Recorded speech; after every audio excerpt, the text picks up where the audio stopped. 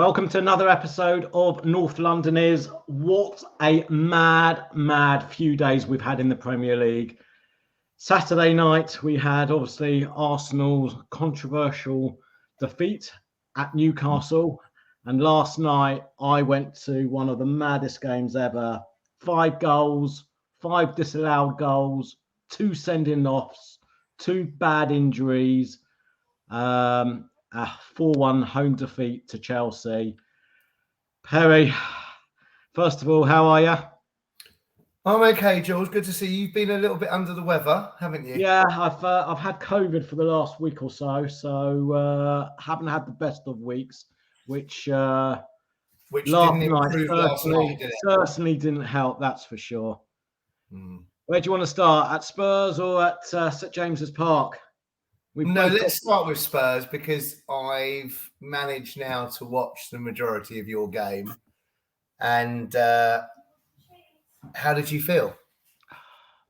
I'll tell you what, I mean, I was really frustrated. We started really well. Scored after 6 or 7 minutes. Bit of a lucky deflection goal. We scored what I thought was a great goal, great move with Son. Apparently, it was just millimeters offside. And then we sort of, I don't know why, we self-imploded. Romero, and I know what your thoughts were. I thought he had turned the corner. He didn't make one foul in the first 4 or 5 games of the season, but I can't defend him for yesterday. We lost because of him. I know you don't need to make many fouls though against Sheffield United, Burnley, Luton. No, but I think he's been pretty good this season. He's matured with he's one of the vice captains. Yesterday, though, I mean, he could have gone before. Let's be honest. I didn't see it on the night, but obviously he should have gone before. He should have gone before. I thought his sending off was. I mean, it was a stupid challenge. I mean, he did get the ball first, but obviously the follow through took him through. I can't really complain about that. That was a penalty. Down to 10 men, they scored, and you thought, okay, got most of the game. 10 men, and we kept it to 1-1 until half time, and I thought, okay, it's going to be a long half. And then Udogie, I mean, again, another player who could have gone earlier. I thought it was a red initially. His first tackle in the first half. I thought he could have seen red for that. So no complaints. The second yellow.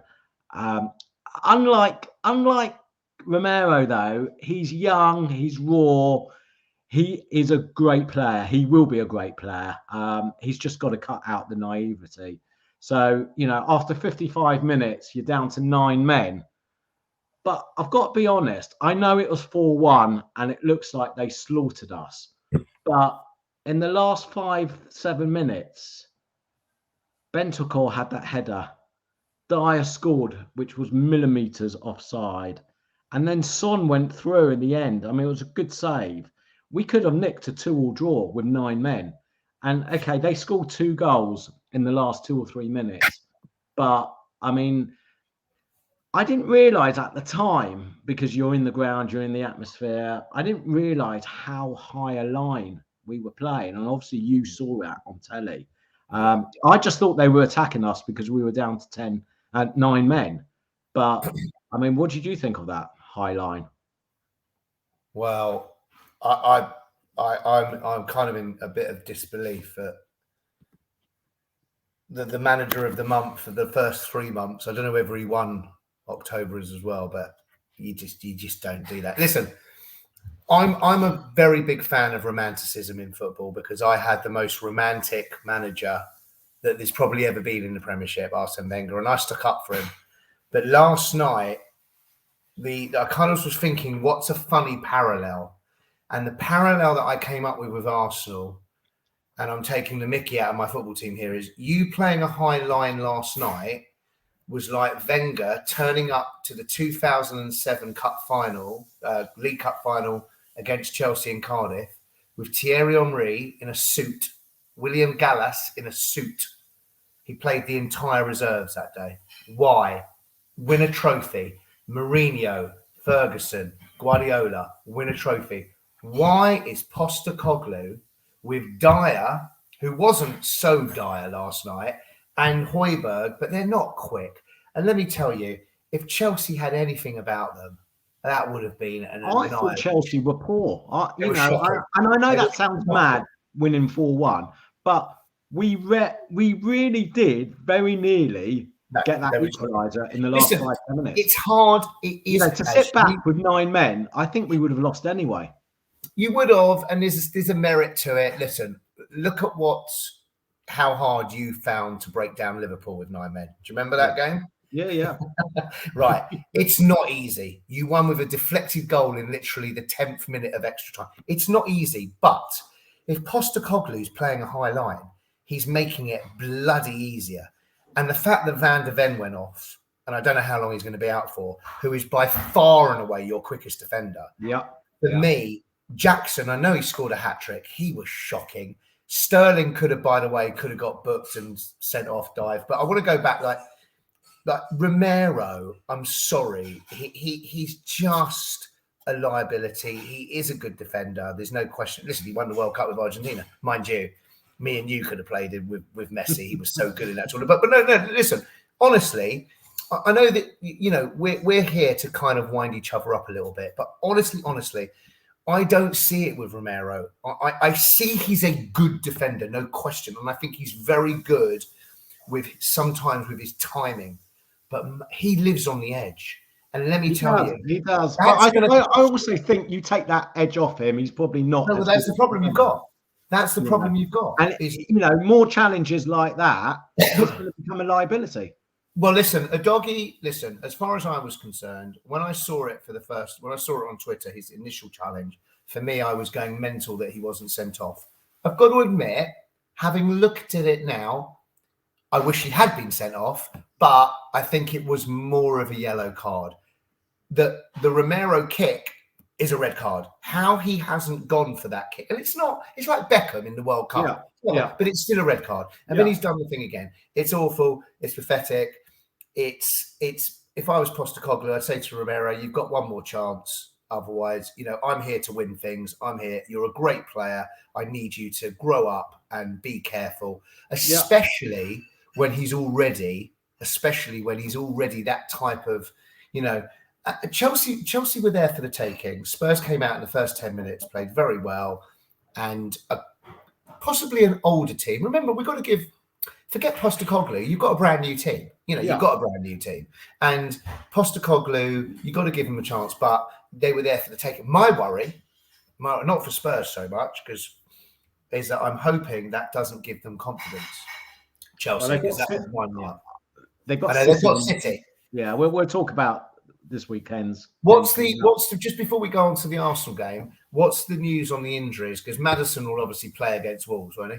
Well, I hope it was more precaution, and I think. But what's Van der Ven? Van der Ven, I think, is at least 6 weeks, 8 weeks. I don't think we'll see him until the new year because that he was running right in front of us, and it just went. You could see it. I personally think see him when they sort of helped him off the pitch. Yeah, I mean he was in a lot. From watching you this season against us, Liverpool, United, and last night, which are your 4 biggest games, 3 of them at home. He's your key player. Because the way you play, I'm not saying he's your best because we play with a high line, and because you play with a high line, and in Doggie's quick as well. Well, the biggest problem we've got is not so much we lost last night, is the injuries and suspensions now. We missed Romero for 3 games. One of them is City away. Van der Ven's going to be out for 6-8 weeks, I would have thought minimum. Maddison's been carrying a knock for a few weeks, and if he doesn't play against Wolves, then I hope he obviously isn't picked for England and he can have a 2-week break. Bentancur is back, which is a big plus, but he played for Uruguay. Yeah, he might play for Uruguay. Well, the problem is we're playing Wolves on Saturday without 3 of our 4 back 4. We've got Udogie who's suspended, we've got Romero who's suspended, we've got Van der Ven that's out. So I'm not sure who's going to. Injuries is of course it's unlucky. I know, but you get 4 in one game. That's but injuries is unlucky. Suspensions, I'm sorry, especially if they're. We can't have any argument on the Spurs sending offs last night. No, I'm not defending them. I told you they should have been sent off before.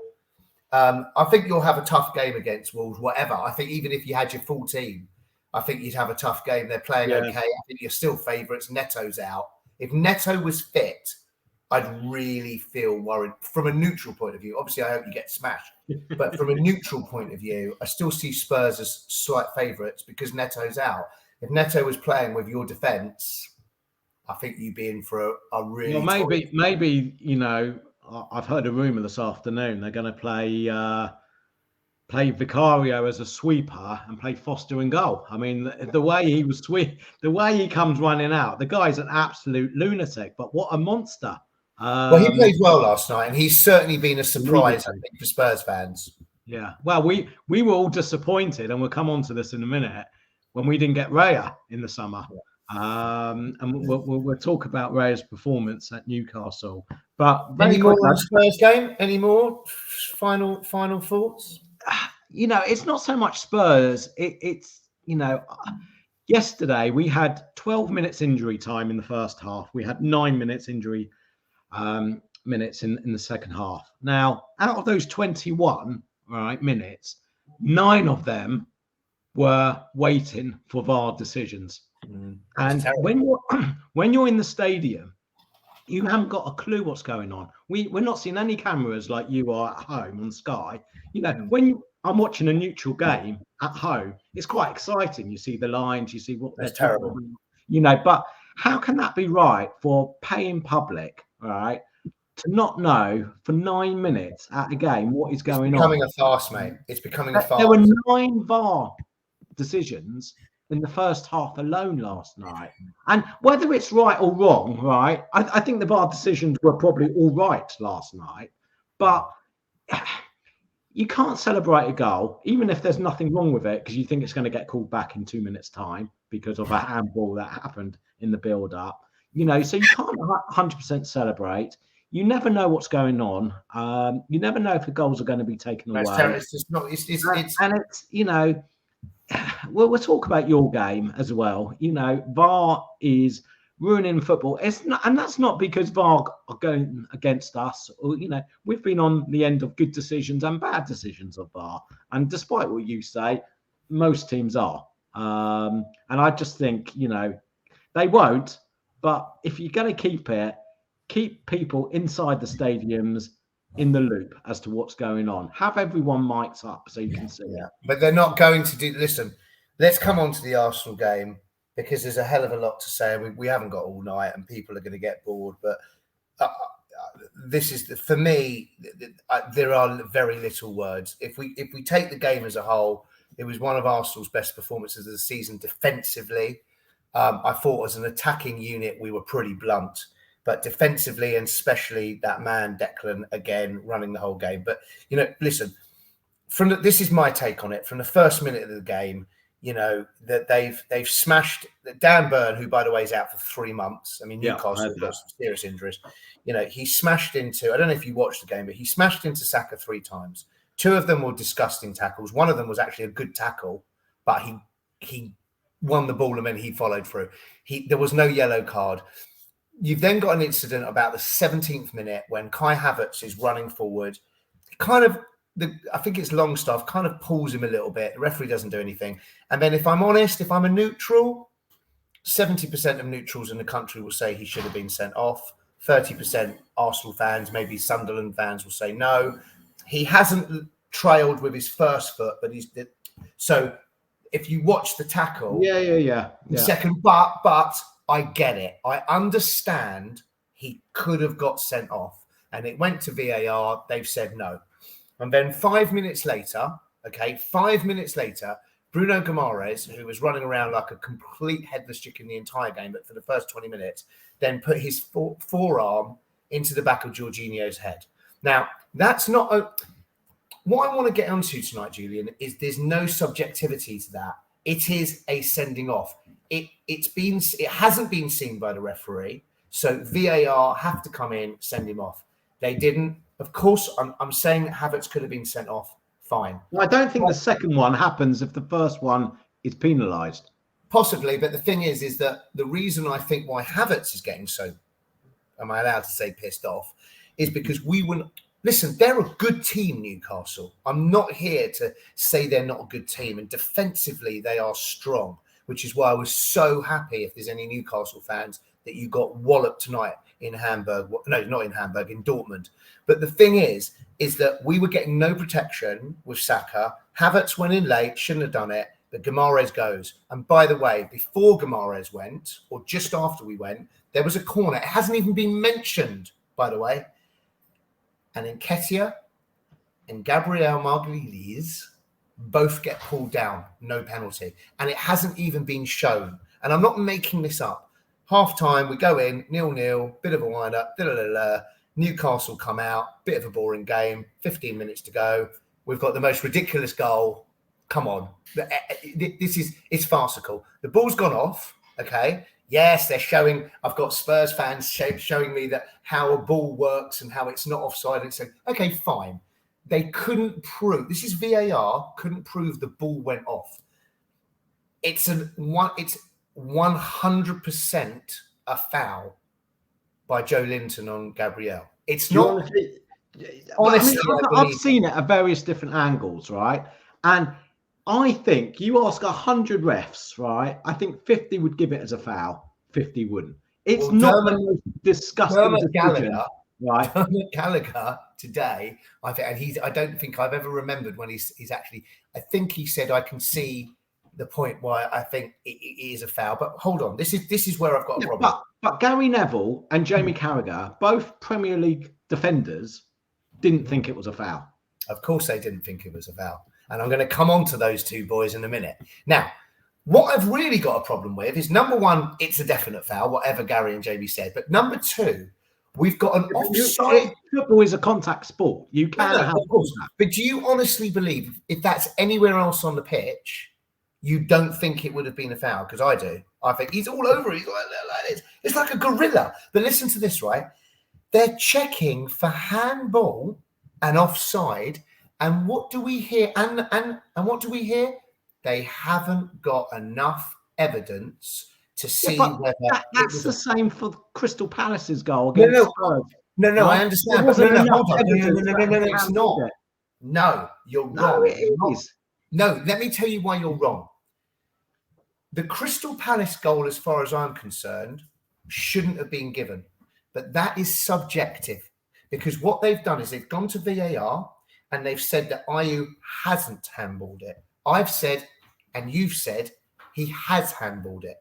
What I'm saying about the VAR and that Arsenal disgusting negative goal is that they're saying they haven't got enough evidence on the pitch to prove that the ball went out, it was handball, or it wasn't offside. What? This is £1 billion. There's no cameras that showed that it handballed or not. You can't give something on the probability that it may have been handballed. What? So you give a goal? You give a goal instead? Well, no, because the problem is the ref gave the goal, right? So VAR have to decide if there's been a clear and obvious error. And there obviously wasn't a clear and obvious error because they couldn't see the evidence. That's why VAR listen to what you're saying. Official decision. But what's the point of VAR if you can't see the evidence? And the one evidence they have got is that Joe Linton is using Gabriel as a climbing frame. That's you don't actually see that because you see them both flying in the air. And if Raya had actually caught the ball, which he should have, instead of flapping at it. Well, the problem for Raya, and this is the only thing I'm going to say for Newcastle here, is that when the ball's gone out, and everybody, by the way, who was watching TV thought the ball had gone out. It was only afterwards when we've seen all like Gary Neville yesterday when it's a Tottenham Tottenham-Chelsea game, he's still talking about the Arsenal game. That's how big we are, and I get it, Gary. But basically, Raya should have played to the whistle. That's where I will agree. That's where I think he was weak, and that's why I was really angry about him. But for me, it is shocking. And what has gone on since then, listen, a lot of people are going to really... Do you not think, right, you know, after they scored, you didn't have one shot on target. You only had one shot on target the whole game, right? Yeah. Do you not think, and Arteta's not the only manager that does this when you lose, right? You're going to say deflect. It reflects from the performance. Do you not think Arteta... I mean, listen, Julian, I'm not going to bore you. I'm not going to bore you and all the Spurs fans who come in on here. His comments after the game and today in the press conference weren't just about Newcastle. Last year, Arsenal win the league. Arsenal win the league if VAR decisions go. You watched the Man City game. Kovacic, he Yeah, listen, you can run off loads of examples that VAR have harmed Arsenal, and I would agree with most of them. But then you've got to accept against Man United when you were 2-1 up, right? And they went on and scored United. No, you mean 1-1, and then they scored to make it 2-1. Yeah, I thought it was a goal. Yeah, right. Like when you Eddie fouled our keeper, right? You should have gone down to 10 men, right? That could have been a 3-point swing in our favour. Julian, you're missing the point with those. They're all subject. They're all there's a subjectivity to this. That's Guimaraes after the game should be banned. You look at it after the game. Listen. Against Arsenal last year, Arsenal received 3 apologies, right? They didn't draw the lines. Now, I want to come on to this, and I don't want to keep on and on about this every week. You've got Gary Neville, Jamie Carragher, and Michael Owen, who have all been on Monday Night Football with guess who? Howard Webb, putting their arms around him. We've seen all the footage of it over the last few days because Arsenal fans, of course, they're defending their manager. What you come out with, Arteta, is so good. Forget the Arsenal bit. It was embarrassing. But you see what you've got now.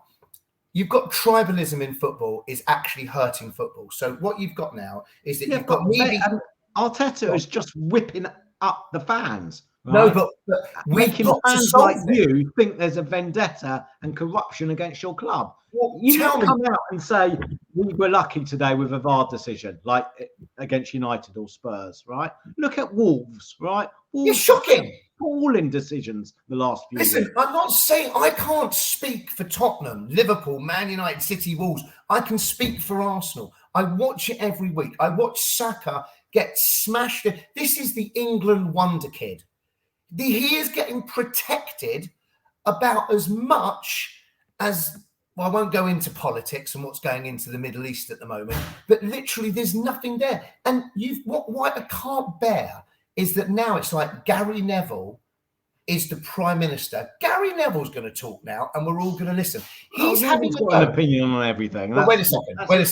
He's having a go at Arteta, having been under the most despicable manager towards referees and journalists. He wouldn't allow... Yeah, but United never made official statements. I mean, that was embarrassing. That was embarrassing. And you did that to put pressure on the officials, which not at all. Actually He's done that because it's got to be sorted. And the more... It's not going to be sorted because Arsenal say sorted. No. He's done that because, like Klopp, I think Arteta should have asked for a replay as well. I really do. No, I really do. Because of course we're not going to get one. We're not going to get one. But these games are done. Listen, after the Liverpool goal, which, let's be honest, was the most unbelievable decision in the last 5 years, that Spurs have now got an extra 3 points because of that goal. And you're talking about a 3-point turn. If we've got a draw at Newcastle, which, let's be honest, we definitely deserved, and you had got a draw against Liverpool, which after those sendings off and the goal, the phantom goal, or whatever the goal, whatever you want to call it, you'd have 2 points less. We'd have 1 point less. It makes we may have 2 points more because you should have had 10 men at the Emirates. Maybe we should have had 10 men. What are you talking about Nketiah's? Yeah, you know that was a sending off. But Basuma's on a booking and he's doing this already. You know, those are all. I understand. Listen, right? All these decisions, the Liverpool decision at White Hart Lane, right? No, come on. The Newcastle goal, right? At St James's Park, right? You say get rid of VAR, right? No. VAR didn't make these decisions, right? I'm saying the on-field gave us the goal against Liverpool. The on-field ref gave the goal against you lot. Yeah. And I'm saying that VAR is this big thing with Howard Webb and Gary Neville and Michael Owen all backing VAR it is run by idiots, right? And they make bad decisions. But it's ruining the game, Jules. I agree. Listen, this is what I really want to get across in all of this. You've got the tackles, you've got the handballs. And for me, that is all. It's all 50-50. You're going to have Tottenham fans saying this and Arsenal fans saying no. When you've got Guimaraes doing that and the PGMO afterwards saying, well, there was no elbow used. What? What do you mean there's no elbow used? He's put his arm into the back of his head. There's no debate about it. It's a sending off. I agree. Nketiah, when Romero did the handball against Man United, could it have been? I said it was, you said it wasn't. And I agree, it's 50-50, have it. But come on. You know, they've got to sort this out. And the more you've got this chummy Gary Neville, Carragher sticking up for, and Postecoglou, by the way. Now, let's get on to your manager after the game, because he's saying, you know, we've got to have respect for the referee, which I agree with, but he got booked yesterday. Yeah, you know what he got booked for? Yeah, for coming out of his area. Yeah, and Arteta does that every game, but he's allowed to because he's Arteta. But if you look into it, he's come out because he's not happy with what the referee was doing. He's made, and by the way, abusive. No, but hold on. Look at his footage when he was. We can't do this because this is a podcast. He was having a go at the referees while he was at Celtic. Come on, he's playing a very clever game, Postecoglou, and it's very respectful to the officials. Everybody, well, of course, he's respectful. Officials like how can he have a go at VAR? Performance on the touchline every game? That is embarrassing. If he's talking about you know, that is embarrassing. Like Ferguson, passionate. Like Conte, passionate. Mourinho, passionate. But listen. The biggest problem we've got here now, as I said before, is we've got a tribalism in football that is kind of ruining football, because you've got everybody. Basically, it's when the Newcastle goal goes in.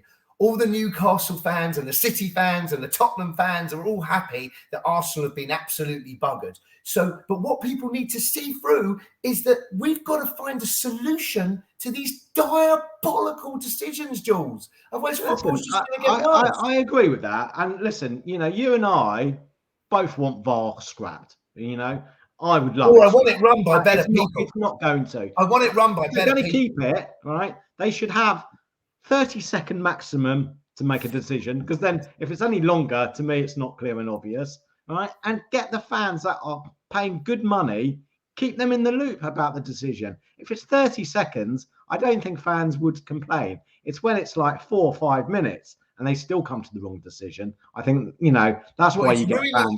It's ruining the game live. You're waiting, like you've just said. I mean, come on, that's disgusting. You're paying to watch football and you're sitting there for like 10, 15 minutes a game, like, and Chelsea fans. Listen, I can't stand Chelsea either. Yeah. And you're all sitting there. I'm sorry. Listen, the league is going to be won. The most important player or human on the pitch now is the referee. Then after that, it's the boys. Oh, by the way, it's the boys in the studio. Honestly, I want your honest opinion on this. Do you not think in that VAR studio, they haven't got Sky Sports on and listening to the opinion of what Gary Neville and what Jamie Carragher are saying every game? I mean, what I don't understand is how Gary Neville and Jamie, they can hear the VAR conversations. Yeah, they hear it before. I don't think that's right. It's terrible. It's not good to the viewers, but, you know, I'm sure it probably works both ways. I mean, I just don't understand some of it. Listen, as you say, I'm ranting. I'm getting angry. I was angry last night when a doggy doesn't get sent off and Romero doesn't get sent off. I'm angry on Saturday night. It's not going to change. I pray that Arsenal get lucky. I pray that you get unlucky. Not with injuries. That I hate. You know what? I saw that there was some kind of photos today on Twitter with Arsenal and Spurs fans were saying, ha ha ha ha, Van de Ven, that looks awful. But with Spurs, because they were showing that when Timber got injured, there were Spurs fans going, "Oh, what a shame he's out." It's pathetic. I don't want to see anybody get injured. That I don't want. But what I do want is I worry, and I don't want to say the word corruption, but I worry that things are getting very, very weird and very Wolves. I mean, what they have got. What's gone on with them? I mean, the last-minute penalty against Sheffield United, who have got 1 point this season, and then they suddenly get a last-minute penalty after 10 minutes. That wasn't a penalty. Yeah, but I agree. They've been very unlucky. Hopefully, it'll continue at Molineux on the weekend. Yeah, I really hope they get some luck. Did you see any of the Liverpool game or the City game? I did see the Liverpool game. I became very nervous after Luton scored. I really wanted Luton to hold out. But it's a shame. But I was happy to see Diaz scoring away. I was just going to say, forgetting your rivalry, I think that goes more than everything. Guy is going through. If you wanted anyone to score for Liverpool, it was him, wasn't it? And listen, I've got to tell you, that was a good result for you and us. Obviously, listen. I mean, the results went our way this weekend. I mean, obviously, Brighton drew at Everton. Yeah. Villa lost at Forest. Villa lost. We lost. You lost. It's just a shame that we. Have you seen the betting for it? The bookies normally know City 4-9, and then it's Arsenal and Liverpool 7-1. You're still 4 favourites, 18-1, but City are now way ahead of everybody. I mean, my worry is the first 10 games we won 8 games. Brilliant start, I know you were trying to pin me down to top 4 last week. If you have your first 11, I think we've had every chance to finish top 4. But I was always worried because of our squad. If we got injuries. And bloody hell, it never rains but pours when you support Spurs. But the next 3 games, obviously, without Romero and obviously Van de Ven, we've got Wolves away, we've got Villa at home, and then we've got City away. I just hope, looking at Wolves on Saturday, I hope for a draw. I am worried about that game now with all the injuries. I'm not sure Maddison will make it because, yet again, second consecutive weekend, we were the last team to play and again, the first team to play. So you had the biggest amount of rest. I get that. And you've had 10 days before. Yeah, we played on Monday, Friday, and then we're playing Monday and Saturday morning. Incredible how they gave you 10 days rest. One thing I will say, which was very interesting, do you believe this? Somebody said, a Tottenham fan said today on Twitter, the reason why Van de Ven got that injury is because of the breakup in play. Yeah, now, it makes sense. No, that actually is the only sensible thing I've heard from a Tottenham fan this season. I do actually agree with that. And I think you'll see, I don't know it's about not you, good. Don't you think there's been a lot of muscle injuries this season? Yeah, of course. The Spurs or Arsenal, and maybe the stop-start, especially on a cold evening. Yeah, it's not good. Listen, it's not good. Listen, we're running out of time talking about injuries. Arsenal, obviously, without their entire spine, Partey's out, Jesus is out, Odegaard's out, Timber's out, Smith Rowe's out. Now Spurs are going to find it's not easy without their first 11. I can't make my mind up about the Wolves game. I tell you why, because I don't actually really know their team inside out, if I'm honest. But I'm going to go for 1-1. Yeah, I'd be... listen, before last night, I think we should have gone there and won. I'd take a draw now. And what about Arsenal-Burnley? It'd be very interesting to see who we play at the back. Arsenal-Burnley, Arsenal reserves against Burnley?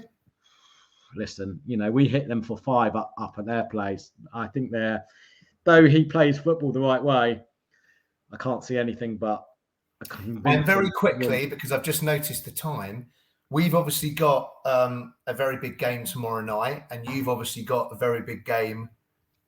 No, they've actually, in their wisdom, given us four days off in between games. Well, that does help that when you don't play in Europe. Fancy Arsenal tomorrow night against the Europa League champions, the European champions. Yeah, you'll win that. You'll win your Europa Conference League quite convincingly, and I hope you do, because the more games you play in Europe, the better it is, hopefully, for us. City at Chelsea. Any chance of a Chelsea win? I hope. Listen, I mean, it's a hard one for you. I hate Chelsea. Do I hope City win? Yeah, because I hate Chelsea. A draw probably would help us, but listen, we're not really challenging City for the league, and it probably would prefer a City win, because you're competing with Chelsea for the league title. Very good, very good. I'm going to go for. I think City will win 2-0. Yeah. All right. Well, it's been quite an explosive episode, as we thought it could well be. It has to be, and you didn't let us down. So have a good week. We'll be back after the Chelsea City game. Just to remind you, we are on Apple iTunes, Spotify, all the main podcast platforms, as well as on social media. You can find us on TikTok a little bit, can't you? Yeah, we're on TikTok. I keep saying Twitter every week, but it's now X, isn't it? X. So got to move with the times. Exactly. Instagram. Can I just do a quick shout out to two Spurs fans I was with on Saturday night? I won't give their full names out, but Bobby L and James J.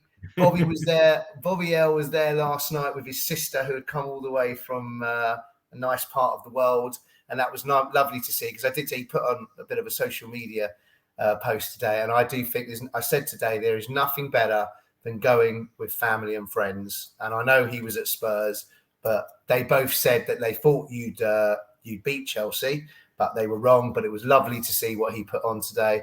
And a shout out to my boy, who might be going tomorrow night before he goes back to university. Lovely. All right, everyone, keep well, keep safe, and we'll see you next week. See you later.